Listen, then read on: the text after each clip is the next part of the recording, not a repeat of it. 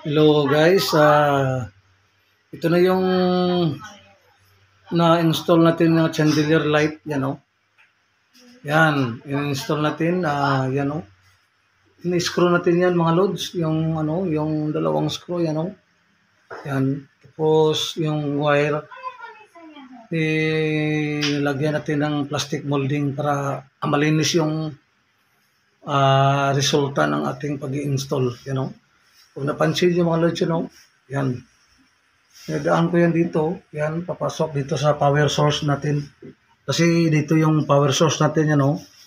Yan. Ang ito mo nga laguan. Yan siya o, yung power source. Pero, mag-additional tayo dito ng switch, mga loads, mga master. Yan, mag-additional lang tayo dito ng switch. Kasi medyo wala tayong switch na nabili.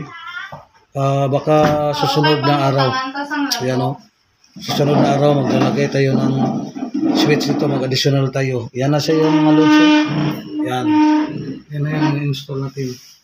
Okay, ang ganda mga loads. Yan o. Yan. Yan. Kagaya sa may-ari.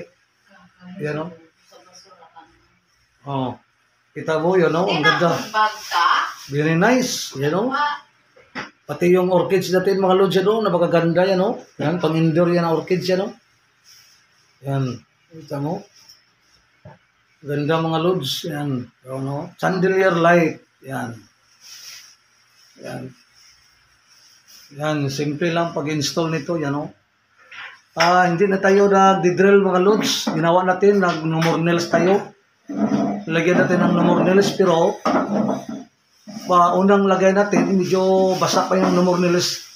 Nilagyan ta siya muna ng pampadikit na ng double-sided, yan.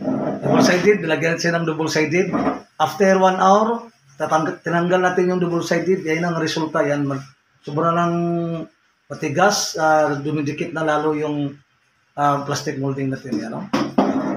Okay, thanks for watching mga loads, mga master.